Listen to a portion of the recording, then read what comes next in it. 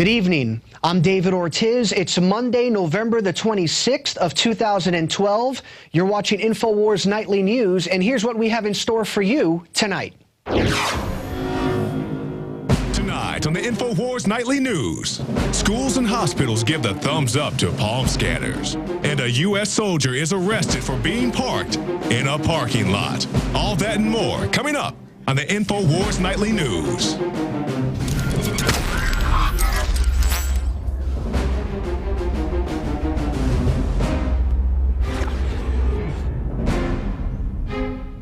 Welcome back. Well, it seems that INFOWARS.com is having a profound impact. Again, INFOWARS.com received the top link on DrudgeReport.com. And the article that was highlighted was a California man is jailed for 4 days for recording cops. It features powerful video. The article was posted by Carlos Miller. Let's go to that video. Hey, everybody, can I help you? No, thank you. I'm sorry? I said no, thank you. You have some ID on you? Yeah, but I'd rather not talk to you. Okay, that's fine. You have some ID on you? Can you take the light out of my face, please? No, I can't, because if you don't give me some ID, you're going to jail. For what? I'll talk to you in a second. Am I under arrest? Yes, you are. Hey, what is the deal with that? You're under arrest. For what reason? I just told you. Put your bike down, turn around, put your hands on your back. If you don't do so, I'll be forced to do it for you. I'm under arrest for taking a picture of the police? I don't know. What are you doing? I've asked you several times. And speaking of the growing police state, we also have additional video of a military veteran who was also allegedly harassed by a police officer in Georgia. Am I being detained? Step out for me. I'm asking you, officer, am I being detained? If you will step out for me. Okay. Lay the camera in the seat, please. Why? It's a lawful order I just gave you. Would you please lay the camera in the seat? Am I being detained? Would you please lay the camera in the seat? I'm asking you a question, That's the officer. second time. All of the orders that he's giving you, sir. I'm asking you, am I being detained? All of the orders. Sir, put the camera in the seat. I'm asking you, what crime have Sir, I put the committed? camera in the seat. Okay, I will do. I'm just asking you, what crime have I committed? I put the camera down? This time we're locking you up for obstruction of law enforcement. The police state continues to grow and grow, and if you hold on tight, in a couple of minutes, we will show you video of an encounter I had this past weekend with TSA agents in both Austin and New York City, where quite possibly they wrongfully were, let's just say, giving me a hard time. So stay tuned for that video. Now, in other news, speaking of tyranny, it seems that flu shots are being forced on some workers in Cincinnati. According to an article posted by Melissa Melton today on Infowars.com, it reads, healthcare workers fired for failing to get flu vaccinations. The article reads, a Cincinnati-based health system has reportedly fired 150 of its over 10,000 employees because they would not get vaccinated against the flu. Citing patient and staff protection, the company sent termination notices to the employees this week, just ahead of Thanksgiving. If they agree to get a flu shot, which are offered at no cost by December 3rd, the employees will get to keep their jobs. Oh, how sweet. And later on in the article, it reads that last month, Rhode Island passed the first ever full mandate requiring all healthcare employees, including doctors, nurses, and even temporary workers and medical volunteers, to receive a flu vaccine. Colorado has also passed a similar bill, and in New Jersey, there's a bill in the legislature as well that has been introduced where they're going to make it much more difficult for you to opt out of getting the flu vaccine. So despite the fact that these vaccines rarely, if ever, work, your civil liberties, the civil liberties of many are being violated by the growing nanny state. So we need to keep an eye on the growing nanny state. It's truly a shame. Now, speaking of the growing nanny state and police state and tyranny, it seems that in Pinellas County, Florida, students are using scanners to get their lunches. According to an article posted on USA Today, it reads, at schools in Pinellas County, Florida, students aren't paying for lunch with cash or a card, but with a wave of their hand over a palm scanner. Quote, it's so quick that a child could be standing in line, call mom and say, I forgot my lunch money today. She's by her computer, runs her card, and by the time the child is at the front of the line, it's already recorded, end quote, says Art Dunham, Director of Food Services for Pinellas County Schools. So there you go. Take that, Mark. Get used to it. Now, there's nothing wrong with technology. You can even make the argument that this makes the lives of people easier. The problem is when people don't have an opt-out option and when this is being forced upon them. So there you go. You've got Pinellas County telling kids to take out that hand and, you know, take that, Mark. And this comes on the heels of the San Antonio School District forcing a specific student to take an RFID chip so that they can be tracked around the school like cattle. The young lady is fighting that. I believe it's a legal battle going on right now, so we wish her the best of luck. But a similar situation is going on in San Antonio, Texas as well. So there you go, the growing police state and the growing tracking state. Now, speaking of, at least there's some headway being made, and some of the headway that's being made in the liberty movement is with the legalization of marijuana. According to an article posted by Reason Magazine, it's November 26th, and the Obama administration still has not responded to legal weed in Colorado and Washington. There you go. You've got President Obama throwing you in a cell for doing what he used to do. He can do it, that's okay, but if you do it, we're going to throw you in a cell. And he's not responded to it yet. The United Nations, a spokesperson for the United Nations, is also commenting on this matter, somewhat scolding U.S. officials for allowing 2 states to legalize marijuana.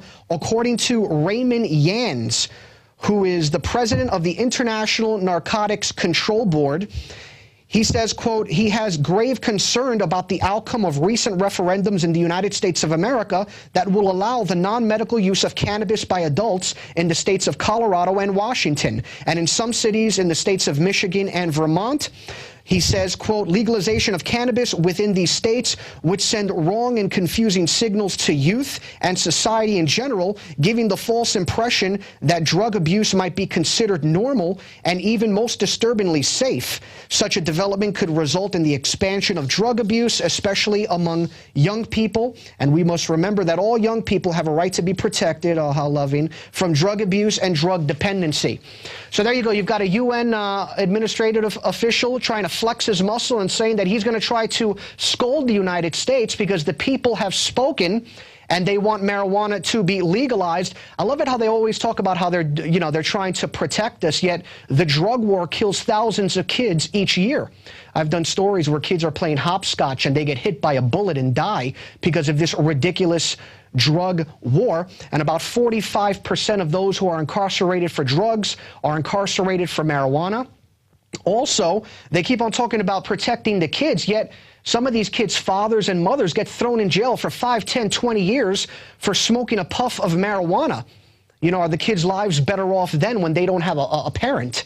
I don't think so. So there you go. You've got the United Nations saying, we're mad at you, United States, for trying to legalize marijuana. Now, in other news, it's not all bad news. In the liberty movement, we've got some positive news, and that's that the GMO movement, the anti-GMO movement is alive and well. In California, obviously, Prop 37 was voted down, but the residents of Washington state are still fighting. They want GMO labeling to take place. And in 2013, they want a referendum to happen in the state of Washington. They need 100,000 more signatures by the end of December so that they can put this issue on a ballot referendum in 2013. So if you're in the Washington area, go out there, try to help this movement, try to get some signatures by that December 31st deadline. They need to get about 100,000 more signatures so that they can try to get food labeled, GMO food labeled. And it's important to note that in San Juan County in Washington state, they've already banned GMO foods. So that's good to see also that the people of Washington still haven't given up the fight. So if you're watching this newscast, help the folks out in Washington state. And there you go. So we wish the people of Washington state well. And it's now time for our daily quote. And it comes from none other than Marlon Brando. Let me get my Marlon Brando voice going here. Privacy is not something that I'm merely entitled to. It's an absolute prerequisite. Manja. So there you go. That was from Marlon Brando, obviously, talking about the importance of privacy. Obviously, that's a fictional character, but it doesn't matter. The reality is we are all entitled to our privacy. And if you hold on tight, we're going to come back and we're going to show you some very compelling video of a confrontation that I had with TSA agents in both Austin, Texas, and in New York City. And it gets a little bit hairy. So stay tuned for that.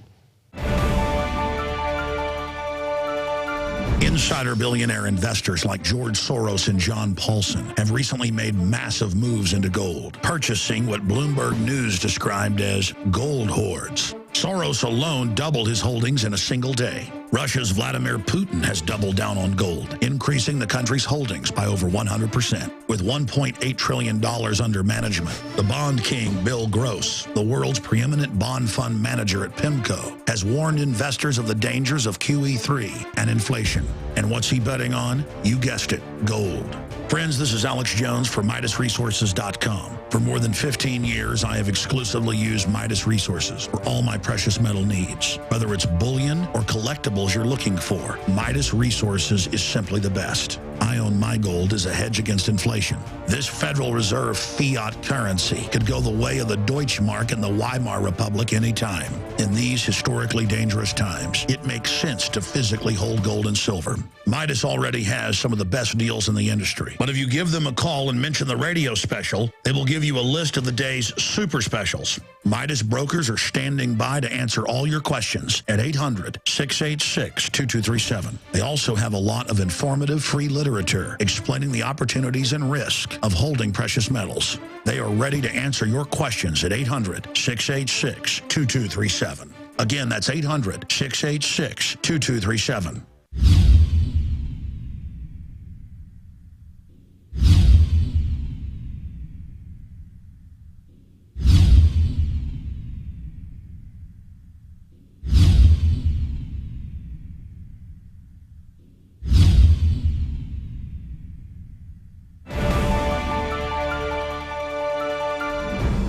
Well, welcome back. This past weekend, I had a confrontation with TSA agents both in Austin and in New York City. We're going to go to that videotape. It's about 12 minutes in length in a moment, but let me just kind of walk you through this very quickly. The first clip you're going to see is in Austin, and what you're going to notice, and I'll be speaking over this video as you see it, is that how they don't even know their own rules. You will see that I approach them, and their first reaction is, "Sir, you can't do that. That's a complete lie. It's completely legal to film them." And you will see that my camera shifts during this brief confrontation. That's because the TSA agent pushes my camera to the side. We'll go to that quick clip, and then we'll come right back. Hold on. Yeah, TSA. It's on their website. You can take.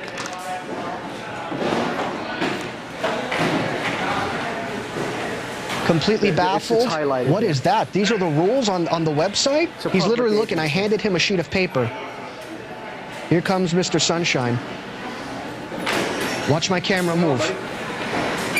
He pushed it. Hey, I'm just a private citizen. Okay, that's fine. Okay, yeah, you're a public servant. Right. Funded by the taxpayers. There's on the TSA government website. I'm traveling. By the way, That's fine. You can travel. Yeah, I know. But you held my hand there for a second. Oh, I'm sorry. I'm not trying to cause trouble. It's That's just, fine. This is a government agency. I'm not trying to, and on the website it says that the public's allowed to film. Okay. Because it's funded by taxpayer dollars. We need to, keeping an eye on the on who's watching the watchmen, as the saying says. And I don't mind. So let's just stop the video right there. This is me in New York City, the video that you're about to see. And I was coming back, and I said, before I get my bags, let me film the TSA. We're on public property. They're public servants. Now, I had to go from the back. Normally, when you come through the airport, you got to go the front of the TSA through the metal detector. And I came backwards. Since I was landing, I came from the back. So that really took them by surprise. Now, there was a sign that said, "Do not enter," but I did not see that. My head was down, and I walked up the ramp. I spoke to the TSA agent, and he said, "Yeah, you can film." So I did that. And you will see that all Hades breaks loose simply because I came at them from a different angle. So here we go, New York City, JFK. Like I said, that's what I'm trying to explain to you. I mean, just you can take pictures as long as it's not my, you know, on my X-rays and things like that. Because I saw you taking a picture of my X-ray. That's why. You're facing over there, so that's where my X-ray is. Ma'am, just out of curiosity, my name is David. I'm a reporter. I'm actually doing a story has a compelling story. She'll talk about it in a minute. But we were interrupted. Never heard of it. Okay. Anyway, I'm just asking. Do you want to? I saw you arguing with one. I'm not trying to instigate anything, but what was your? I'm recording right now. This guy right here. What was I arguing about? Yeah. Well, don't point. I don't want to put it. Something in that X-ray showed up. There might. Hi. Hey. I'm just a little concerned on what you're filming, sir. Sir, I'm filming her. Filming the. Can you just display what you were filming, please? I'm just filming. I'm not shooting screens. And I've got. Okay, I don't need you to take a picture of me, sir. Okay, I would like to see what you're filming, because if you're filming the process, you're not allowed to do that. Hold on, I've got the. I'm with a. Can I see your boarding pass? I'm done. I just traveled. I came from Texas. Can I see your board? So what are you doing on the checkpoint? Because. Can you step over this way, please? Sure. Step over this way, sir, please. Please record. No, I know. Look over security for me, please. Is this today's? Yes. Yes, the calibrations were done. Sir, I don't need you recording me. Okay? This is public property. This is not. Yes, it is. Okay? I don't need you recording. And just so you know, I have on the TSA's website, it says that we're allowed to record. How dare I do that? Just Can you step over that way, please? Just so you know, this is on the website, the TSA website. Can you step over that way, please? You're interfering with screening process. Can you step over that way, please? You have no need to be on the check. Okay, Step over yeah. this way, please.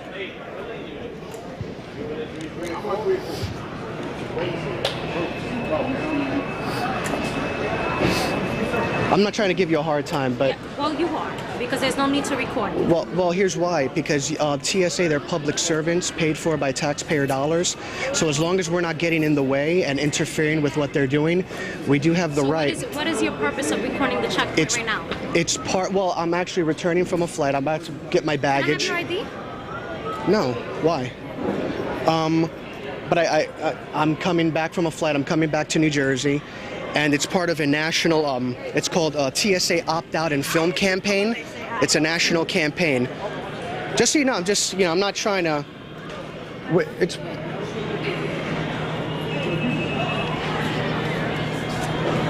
Now, a cop is going to come very soon and basically... Just so you know, ma'am, I'm not trying to be like adversarial.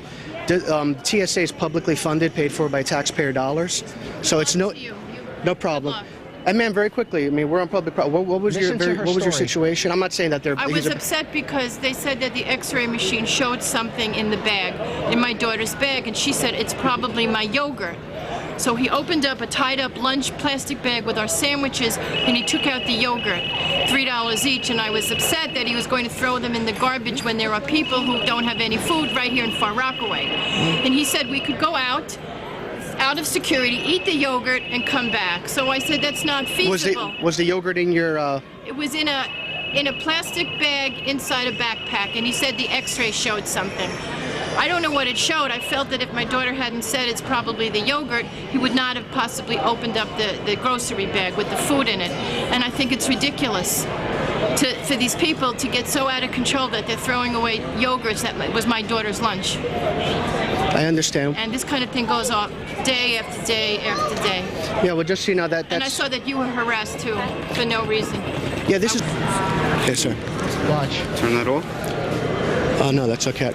Sir, I'm on public property, sir. You can't videotape, sir. Whoa. Sir, I'm a reporter. I'm on public property. Okay, you publicly funded. I'm asking you to not videotape. But I'm on public property. Okay. I'm on public property, sir.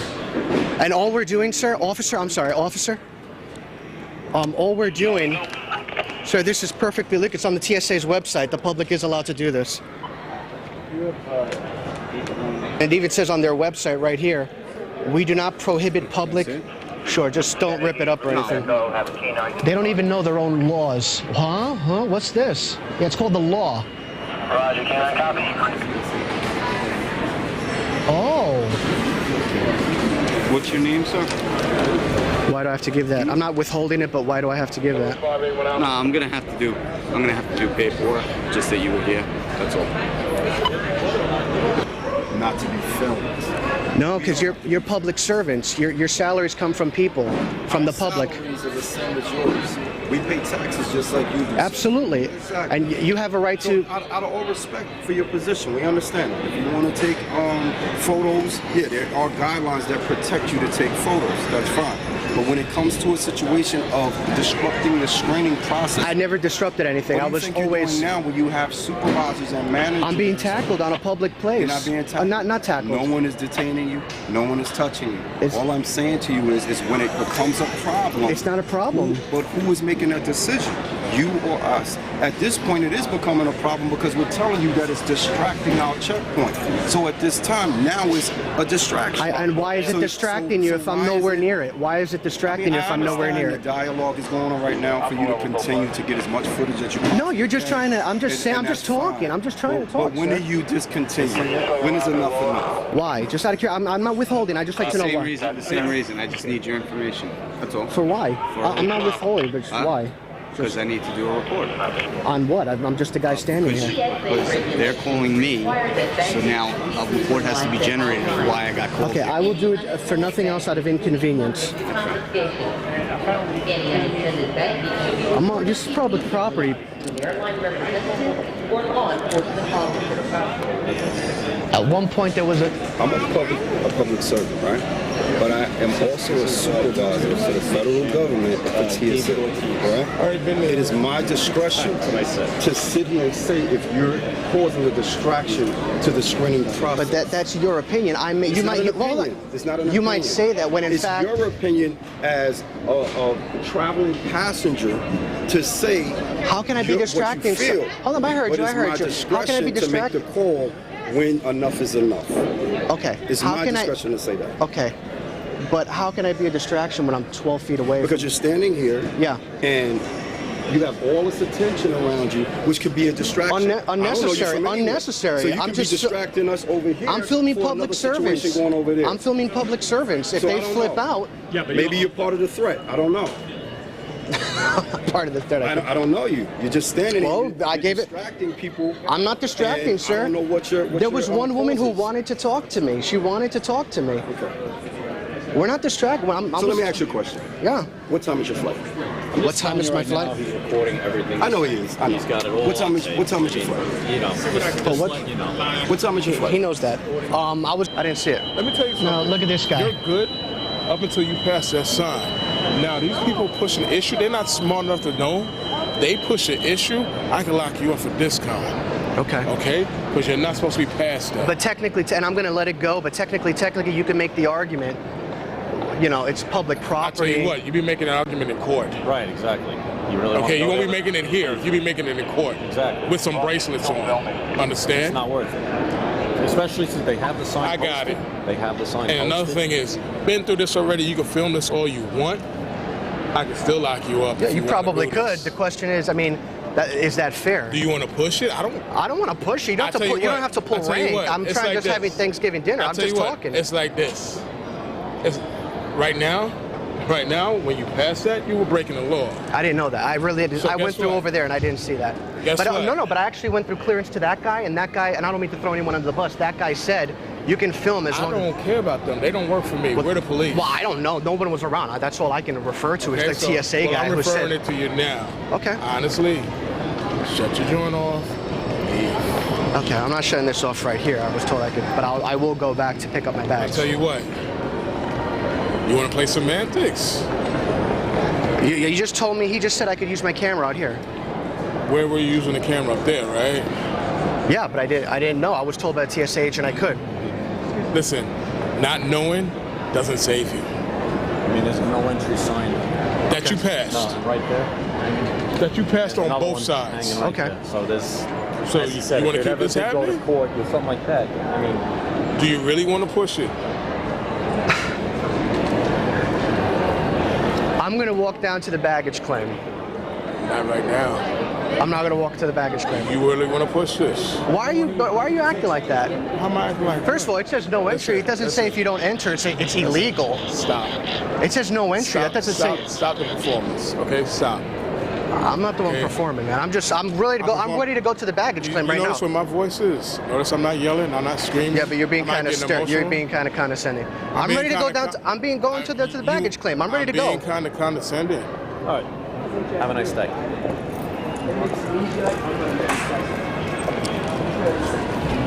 And listen to what they say about pat downs. The camera's going to have to go inside. I'm going to do a pat down, but I don't know. They told me that technically I could film the pat down if I wanted to. I'm going to opt out so I don't go through the machine. But you won't be able to film the pat down. I can't film the pat down? You cannot. They told me I could. It was on the it was on the website, the TSA website. Not to film. That's when the You can't?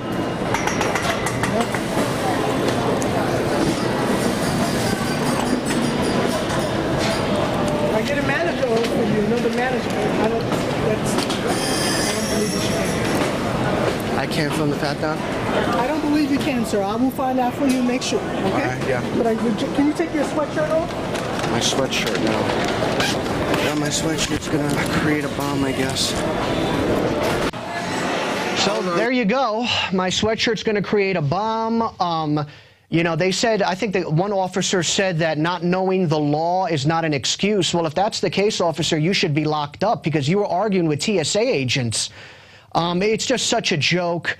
These are publicly funded individuals. An airport is a publicly funded location. You have every right in the world to film them as long as you don't film the monitors. The problem is they get you. There are monitors everywhere. So if you move your camera 6 inches to the left, 6 inches to the right, they'll get you that way. But, you know, there you go. You saw some of that video. I was about 30 seconds from getting locked up. They were going to come up with some cockamamie law to arrest me. But there you go. She said you can't even film the pat-downs. So that's pretty amazing. So there you go. And what am I hearing in the earpiece here? Okay. So that's all for right now, and we're going to move over to a segment with Aaron Dykes, with a gentleman by the name of Mr. Miller.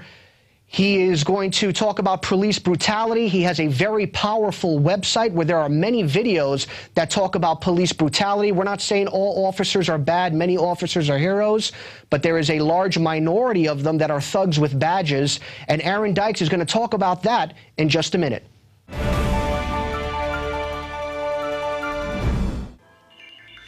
Alex Jones here with a message that could revolutionize health in this country. Going back about a year and a half ago, I began to learn about the incredible health effects of longevity products. Aaron Dykes lost 92 pounds. We're going to show you some before and afters.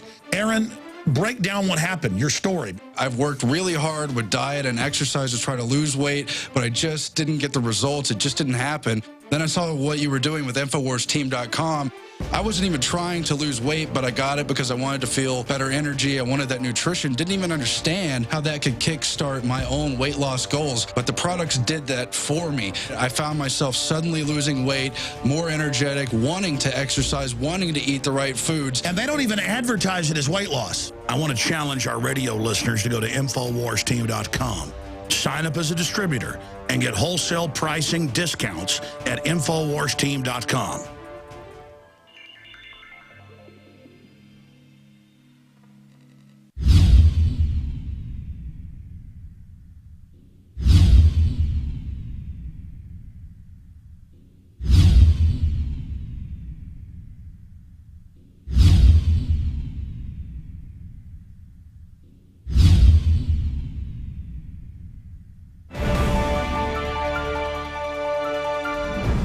We're back on the InfoWars Nightly News. Now, we're going to turn to a guest in just a moment, but to segue into it, I want to bring up this headline. Supreme Court upholds right to film police, even in Illinois. It's an article I wrote for InfoWars.com following the decision by the Supreme Court to uphold the right to free speech, to refuse a plea to ban the taping of police in Illinois, in Cook County, where Chicago's located, where they have some of the strictest laws on the books. You remember the case of Michael Allison, where they tried to put the man in prison for life for photographing police. There's no perception of privacy in public. We have a right to film police, and cameras have become a completely peaceful weapon to challenge the system where it's corrupt, where it's not following the Constitution, not upholding our rights. And with that, we turn now to our guest. Aaron Dykes here. It's an age where digital cameras, phone recorders, iPhones are widespread. They're affordable. Everyone has them, and it's put a lot of accountability on police as their actions across the country and across the world are being broadcast in many cases, and we've seen a backlash to that as they try to control, sweep under the rug that eye that is now upon the officials who are supposed to be accountable. And with that in mind, we are joined by Carlos Miller. He's the founder of Photography is Not a Crime, also known by the acronym PINAC. He himself was arrested filming police, started this blog, and now his latest story about the man arrested in California, jailed 4 days for photographing cops, has gone viral. It was seen on the Drudge Report and many other sites across the web. Thanks for joining us, Carlos. Thank you for having me. So tell us about this latest case.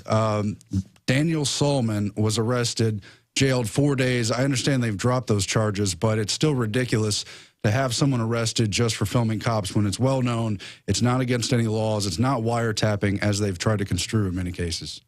Yeah, well, you know, in this case, it was even more, it was a lot worse than we normally get, because in this case, they knew who he was, even though they claim they did not. They walked up to him to ask him for identification, and we all know you don't have to produce ID if you're not actually suspected of committing a crime.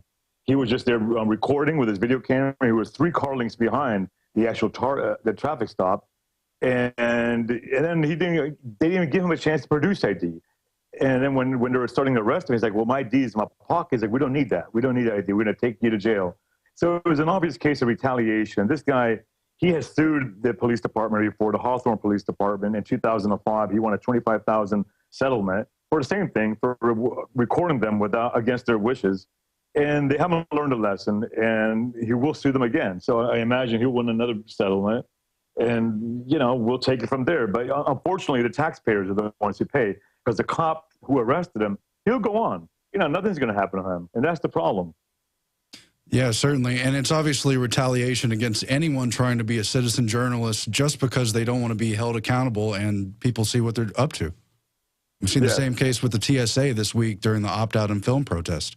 I mean, we see this all the time. I've been writing about this for 5.5 years, and it's nonstop. I mean, I'm getting these videos every day, every night. People are sending me these stories, these videos, and it's the same thing. You know, they have their camera, they're recording, the cops don't like it, and the cops make an arrest, or the cops, they threaten to arrest them, or they tell them, "I'm going to take your camera as evidence," you know, which is not lawful. And you know, a lot of people don't know the law, so they might back down, or a lot of times they do know the law. And, you know, in a lot of these cases, in most of these cases, the citizens actually remaining very professional, citing the law, and the cops are the ones who are acting unprofessional and abusing the law. And there's no excuse for that, but, you know, these cops get away with it. They continue, you know, nothing happens. They might get, you know, a warning, if anything, and nothing happens. And meanwhile, the guy goes to jail. In this case, this guy was in jail for 4 days.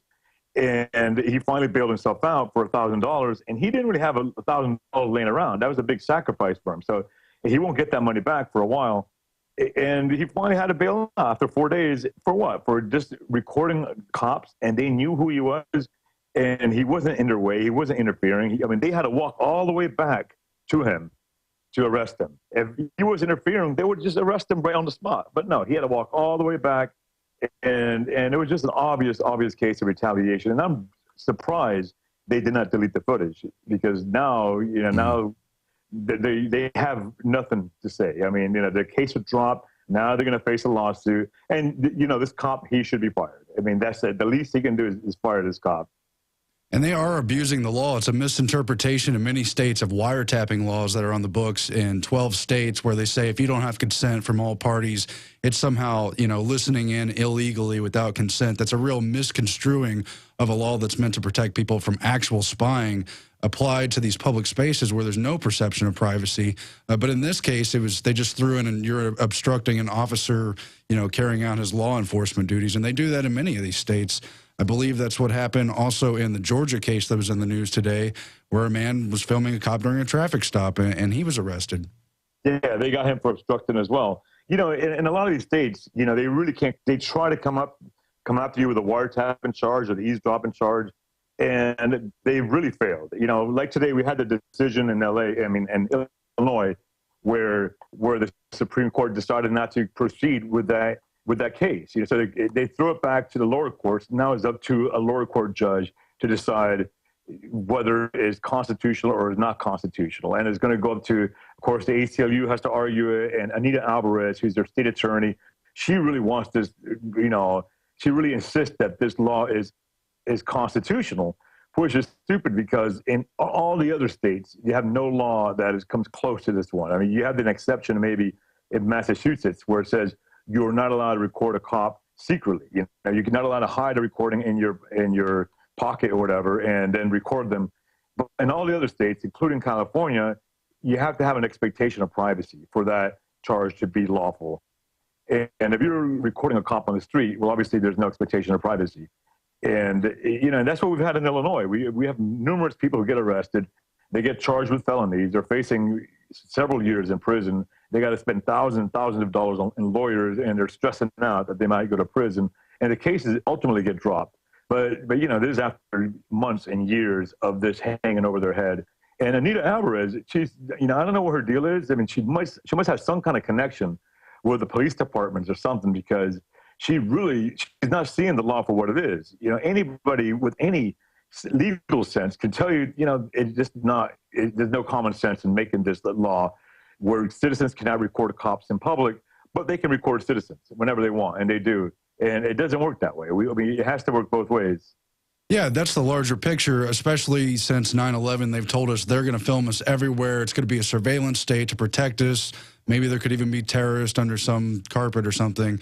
And so they're filming us everywhere we go. But if you film police officers, they're certainly aggressive to that. They've tried to intimidate many people. And Illinois is one of the harshest states, so it's good to see that Supreme Court decision where they're basically de facto respecting the fact that it probably is a violation of free speech and that, yes, you have a right to film police. There was the case of Michael Allison in 2011. He was essentially charged with life in prison, 5 counts of filming police, breaking this eavesdropping law, and it carries a maximum sentence of 15 years. So they were essentially trying to put him in prison for up to 75 years just for filming the police.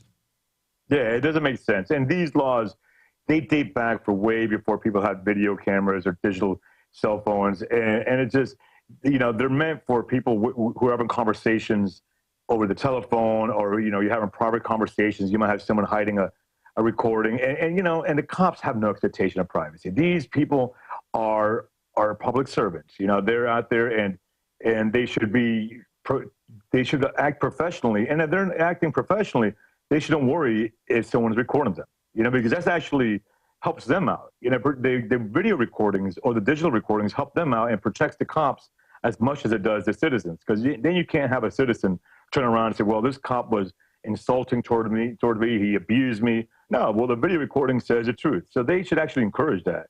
But, you know, these cops probably have a lot to hide, and that's what the big issue is. Well, the video's coming out on the bad cops, who I'm sure still do not outweigh the number of good cops. It's just the good cops don't end up on the internet.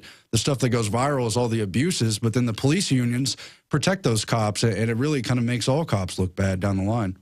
Yeah, and to protect each other, not just the unions, but even the good cops. Well, they can't really raise an issue about this because then they get blacklisted within the department. It's pretty ironic that the good cops, the ones who do make a stand, I've seen this happen numerous times where they get blacklisted, they end up having to resign, they have to go to another police department. Well, you got these bad cops who have a long string of bad incidents and abusive behavior towards cops, and they're still there. They're still in the force, and it's really unbelievable. And I don't know how we can change that, but the first step in changing that is everybody has to carry a camera and not be afraid to use it. And not be intimidated and not allow them to take your camera as evidence. And sometimes, every once in a while, you have to take the arrest, like Daniel did over the weekend, you know, and like I've done before. and like this guy in Georgia did. Sometimes you have to take the arrest because what else are you going to do? I mean, because if you back down and you allow them to intimidate you, then they win, and they win. And if we at least make an effort and make a stand, we will win in the long run. And every once in a while, we have to take the arrest, unfortunately. Well, Carlos Miller, tell us about your case. I guess that was back in 2007 when you were arrested in Miami, and you took him to court and you won the case, right? Well, I've been arrested 3 times, and I was arrested in 2007 in Miami, and I beat that case. I was arrested again in 2009. I beat that case, and I was arrested again in 2012 of this year, well, January 2012, when I was covering the Occupy Miami eviction. And funny enough, I was arrested by a public information officer, and I was there as a journalist. I was covering the eviction. I had several cameras on me. I had 2 still cameras. I had a video camera. I had my headset. I had my light on. It was very obvious I was a journalist. And the public information officer did not like me because I was shooting the video from the angle of the protesters rather than being part of their embedded corporate media that was shooting it from within the police department, you know, behind police lines and walking with them and all that kind of stuff. You know, I was shooting it from the other side. I was making sure these cops were not abusing the activists. And I knew, you know, I didn't really see a whole lot of abuse. I saw a couple of arrests, but nothing really bad. But then the PIO, the public information officer, she did not like me because I had a little confrontation with her earlier in the evening where she was trying to block my shot of an activist getting arrested. They were dragging him into the paddy wagon, and I had my camera trained on this guy, and the PIO steps in front of me. I tell her, don't block my effing shot. And she took that very personal, and I didn't think anything of it. I didn't know who she was at the time. I just walked out, kept doing my job, kept shooting. About 30, 40 minutes later, all the activists had been dispersed. I was walking down the street, and she had me arrested. And she says, well, we told you to disperse, and you didn't disperse. But meanwhile, all these other corporate journalists were there. No one was bothering them. They were free to be there. So there was no reason why I couldn't be there. And we went to court, and I was acquitted. The jury took about 35 minutes to acquit me. And we caught her lying on the stand. Major Nancy Perez. She's been on the force 27 years. She's moved up to a major. She's really, moved up in the ranks, and she's really dedicated her whole life to this police department. But she turned out to be a liar. I mean, she's lied a couple of times on TV about me. You know, they were monitoring my Facebook page before my arrest, and basically monitoring what I was writing on Facebook, which is okay because it's public. But then they told her, the public information officer, that I would be there. They gave her a heads up, which they didn't do that to any of the other journalists. Mm-hmm. But she knew who I was. She had my picture. And then when she arrested me, she told my attorney in a deposition, this is before we found out that they were monitoring me, that she had no idea who I was. She said, I thought he was an activist. So I arrested him. And then it turns out, well, she did know who I was. I mean, she got the email 11 hours before my arrest with my picture, and she didn't like that. And she had her eye on me the whole time, and she just wanted to prove a point.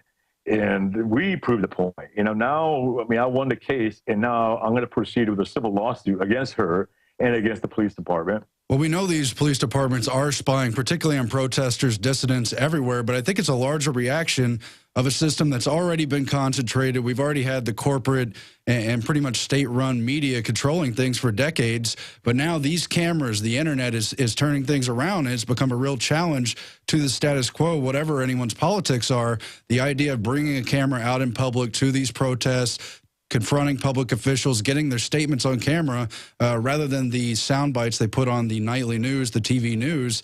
We're bringing real reports all across the country, all across the world, and that's really been a threat to them.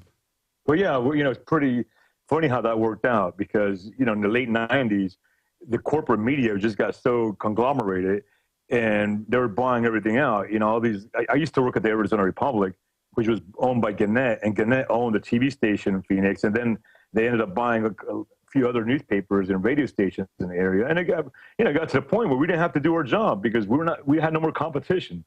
And they didn't care. They said, well, just write whatever, rewrite a press release, you'll be happy. And so what happened, the internet, the bloggers and the citizen journalists, well, they filled that void. And it was really greatly needed. And now these corporate journalists, these corporate media, they're still trying to figure out, well, how come we're losing readers and viewers? Well, they're losing viewers and readers because they lost a lot of trust. And people, you know, they got smart and they realized, well, they can still read that, but they're not going to put a lot of credibility in that, or they can find other sources that they can read and believe. And, you know, and then you have several sources you can choose from. But you know, the citizen journalists are not going away. The independent journalists are not going away. And, you know, and the corporate media, well, they're at a danger of going away. They're struggling. They're the ones struggling. Carlos Miller of Photography is Not a Crime. Your closing comments, but also what's the best way to get the message out to police, other law enforcement people, to just remind them we do have a right to film in public. That means we also have a right to film those police officers, whatever's going on at these scenes. And we don't need to be arrested, intimidated over this. And like you said, we're not going to stop doing this. It's just going to make them look bad when they try to enforce illegal laws on us. Yeah, well, you know, the best thing to do is carry a camera, make sure you have your batteries charged. Make sure you hold the camera up high. You don't have to hide the camera. Hold it towards their face. I mean, don't stick it in their face, but just hold it so you're recording their face, and ask them their name and ask them, what law am I breaking? You know, force them to cite a law, or force them to, you know, to tell you what you're doing wrong. And don't stand on the street, stand on the sidewalk, because if you're standing on the street, then they're going to arrest you for that. You know, try not to break any other laws while you're recording them. Try to stand on the sidewalk and make sure, and know the laws. And remain calm and professional. Don't yell and don't be profane. Allow them to do that. Because remember, you're getting it on camera. When you put this up on YouTube, you don't want a lot of people saying, well, yeah, you asked for it because you're being a douche. You know, you're doing, you know, remain calm and allow the cop to just make a fool of himself. And that's it. And we see that all the time. I mean, we saw it right now in the case in California. We saw it in the case in Georgia. These last 2 days I put these stories up. And it's like nonstop. I mean, to have several stories waiting that have not even been written yet that I have to get to. Well, it's reaching a tipping point, and we appreciate your work at photographyisnotacrime.com. Congratulations on helping this story get out, helping them to drop the charges against Daniel Solomon in California. Hopefully they're quickly going to drop charges against these other recent cases, because they happen every week, every month.